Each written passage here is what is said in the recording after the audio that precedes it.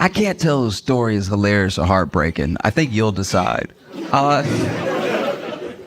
There's a pastor in Colorado that scammed his congregation out of $3.2 million. No, it's a heartwarming story. It was all for crypto. He made a coin. And he passed it off to his congregation, saying that the Lord wanted to bless them. And then they invested. And then he's now been caught and is being charged with fraud. And he pocketed 1.3 million of the 3.2 million. And so he came out and he made a video. And in the apology video, he is very honest. He's like, listen, the Lord spoke to my wife and I and said to, make this coin and everything. And I even said to God, I like how he acts like God is a guy, just like, and that he's a guy that he can't get on the phone right now, but was talking wild a couple weeks ago. And so he's like, and then look, I was even asking God, because I'm not even omniscient like God is. I'm not over here like God. And I even asked God, I was like, where's the liquidity going to come from? And honestly, if your pastor ever says liquidity to you, that should be the first sign to run. Run as fast as you can, as far away as possible. And so he's like, I even asked God, where's the liquidity gonna come from? And God said, trust me. And so then I immediately told you it would be fine. That's my bad. I want you to know, out of that 1.3 million that my wife and I pocketed, 500,000 went to the IRS, which is a meaningless detail, by the way. Like, yes, you paid your taxes, but that's just a weird thing that the pastor did to be like, hey, look, while we're being honest, I got fucked too, okay? IRS really get everybody, don't they? It's like, as much as we hate the IRS, you're not gonna flip this around on them right now. And then he got caught and he's like, yes, we did spend it on some trips and a home renovation that the Lord told us to do. I'm starting to think that Lord is just some guy's last name to him. Just a Marcus Lord that does a lot of cocaine. It's like, I got a new coin. You should tell your peeps, you should get them in on it. Because I've read a good portion of the Bible, and I don't know. No, like, I'm not saying I'm smarter than everyone that was in the congregation. I'm expressly not saying that. Like, but it is a thing where it's like, if you read the Bible, what he's saying will be weird. You know what I mean? Like, if you read the Bible and you have a general understanding of it, when a guy comes to you and he's like, listen, the Lord about them gains, okay? I think it makes it easier for you to be like, oh, I think this guy is full of shit.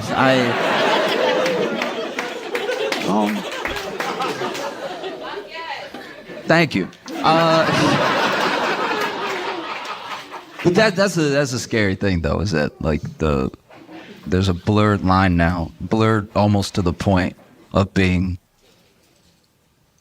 indistinguishable between, like, pastors and influencers. You know what I mean? Like a pastor used to be, at least where I come from, a pastor used to at least be poor. You know what I mean? When a pastor is poor, they're very easy to believe. Because you see how poor they are, and they're like, oh, you really about that life. Do you know what I mean? Like, it's like a poor pastor is like it's like a gang member that has been shot a few times, where you can see the lumps. And you're like, oh, you're really dangerous, okay. A pastor that's poor makes a more convincing argument. Because even when you try to check their work, you're like, if nothing else, even if they are absolutely out of their mind, they at least believe this because they're willing to dedicate their whole life to, and to it exactly, to it only, right? To whatever mission they feel like God has led them to. They're willing to focus solely on that to the point of being completely removed from the world, right? So any worldly thing doesn't affect them. They have no interest in it. They're only focused on whatever the thing is. Maybe it's helping people. Maybe it's spreading the word. Maybe it's knocking on doors at 6 a.m. or whatever they feel led to do. And then a rich pastor tells, a rich pastor has a more alluring argument. Because a rich pastor rolls up in a Rolls Royce in a $10,000 suit with a $200,000 watch and a pinky ring. Like, the amount of pastors dressing like pimps needs to be talked about.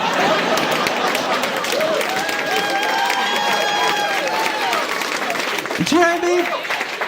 It's like there's too many wires crossing with, like, I'll see a pastor dressed fully like Don Bishop Juan, and I'll be like, oh, yes, you are pimping your congregation. Yes, I get it. Wow. And in their faces too, you're brazen with it because you dress rich in front of them and they're poor to make you rich. And wow, that is ballsy. Maybe you do have God's protection. That's crazy that you're going to do that in their face. And then you tell them what you buy. If you see these televangelists, they tell the people what they bought with the money that they said was going to missions and to... Because when the plate is getting passed around, it's so that we can help the poor and that we can spread the word and that we can, sort of build up the church to have things for you as a community. One of the only reasons to have church is for a community. It doesn't even have to be fully like-minded people. It can just be people that you feel like safe and in communion with. And so, yes, sometimes everybody pulls their money together and then they're like, what would be great is a rec center for the kids. And then a church will put all their money into building a building that could be a rec center for the kids so that they don't get in trouble. There are lots of things and ways that churches spend money that I do think are good. And so when I see like a mega church's facilities, I'm not immediately skeptical. It's when I see the person and he's dressed so much like a pimp. Like, I cannot stress this enough. It is full pimp outfit. Like, it's to the point of tacky. Like, we're not even talking about just because he has a suit. I'm talking about he has like, they are all stopping short of a cane. Like,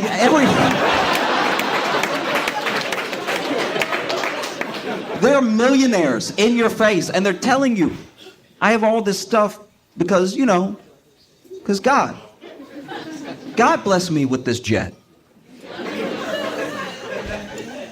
I purchased this jet for the Lord. So that I could fly from place to place quicker, spreading the message. And I would even believe that if we didn't have Zoom. If Zoom was not a thing, I would get a pastor being like, I have to get over there to spread the word as quickly as possible. They don't know. They have no idea. And it's not like we can send them a telegram or something. It's not like there's been iterations of communication for decades that would negate me buying a jet to fly it to, I'm not going to tell you where.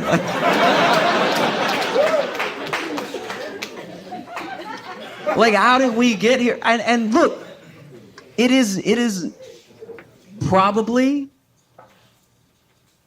it's probably an easy thing to have happen. It is. It's probably, I think that I'm trying to be gracious for a second. I really am. I'm trying to extend an olive branch for a second and just, no, just hear me out. I do think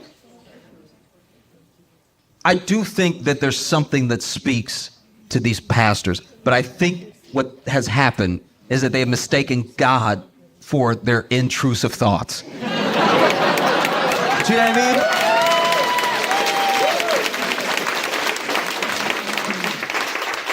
Because I don't know all of you. I don't know, exactly what your lives are like. I don't know if you grew up with religious or not, or what religion or anything. I'm just saying, as individuals, every single one of us here, if we were to lead a congregation and we were to pass around a jar or a plate, collection plate, anything like that, and everybody gave something because we made a compelling case that it is your job as a citizen of the world to help people that you may never meet, right?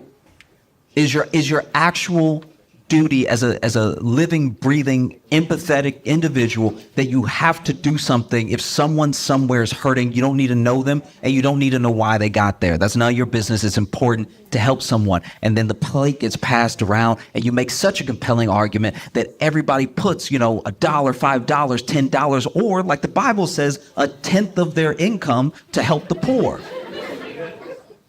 And then church is over. Everybody leaves. And then you go to the back office where they have piled up all the money, and you do look at it and go,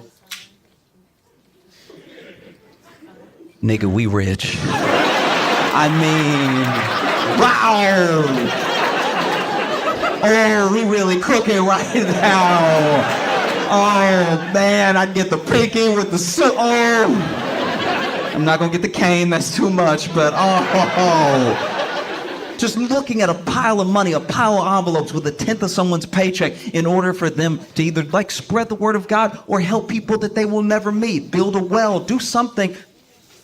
Do something so it matters that we were here, right? And then you see the money and it's stacked pretty high because it's a big church. And you look at all that money and it's hard not to be like, game time?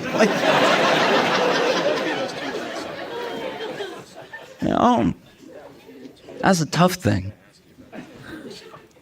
A friend said to me today, because I was telling him about the story, and he said to me that if churches did what they were supposed to do, we might not have much homelessness.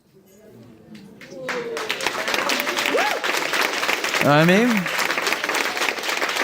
Like if churches were really about it, in a compelling way, in a way that was genuinely uncomfortable. In a way that was like, I'm gonna tell you a story, and you're gonna judge me, but it's fine. I was at a theater when I first moved to Chicago. And when I first moved to Chicago, I didn't have any money, right? And I especially did not have much to spare. But I was at a show, and I was at that show because it was free. So it was a free midnight show that I loved so much. I made sure to go there every Thursday night because I knew it was a free show. I could do something. I could meet other comics. I could, learn by watching them and everything, because everyone on the show was incredibly funny. It was actually a sketch show, ironically enough. And there was a person that came in, and she came in and she clearly had nothing, right? Her clothes were torn and everything.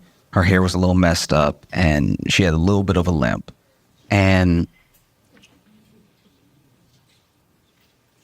she was asking people for change. And you gotta remember, this is like a kind of swanky place. Like it has a little bit of that underground grunge feel to it, but it's also like a nice place with a nice bar and everything. And so everybody was like, no, no, no, no. And everyone was varying degrees of like just ignoring, politely saying no, being aggressive, get out of here sort of thing. And then someone came and they asked her to leave, right? And so I see all that happen. I'm sort of sitting in the back towards where the showroom is. And then this was all happening towards the front. She didn't get far in. I watch the show. And I'll be honest, I didn't really think about her while I was watching the show. I was thinking about what an incredible show this was, how thankful I was that it was free and everything. And then the show lets out. And I guess because a couple hours had passed, she gave it another try. So she came in She was asking people for change. And once again, it was varying degrees of not looking at her, asking her to leave them alone and everything, politely saying no. And so then I had about like $3 in my pocket. And so I saw her the second time, and I felt so bad about how the first time went and that I didn't do anything, that I went ahead and I gave her the $3. And when I gave her the $3, she took it and she looked at me and she said, "Oh, thank you so much." And then she jumped and hugged me tight. And what should have been a sweet moment was mainly just me being like, "Oh my God, oh my God, oh my God, oh my God, oh my God, oh my God, oh my God, oh my God, oh my God, oh my God, oh, oh, oh, oh."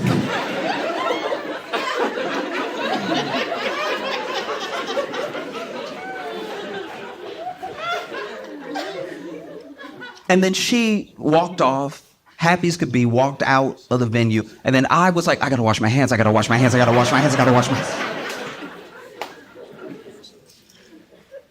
And I think that, you know, I look back at that and I'm not proud of that. I'm not proud of how I reacted or anything, but that does feel like what church should feel like. Like, instead of just being boring, it should be like, oh my God. Oh, wow. Everybody really is welcome.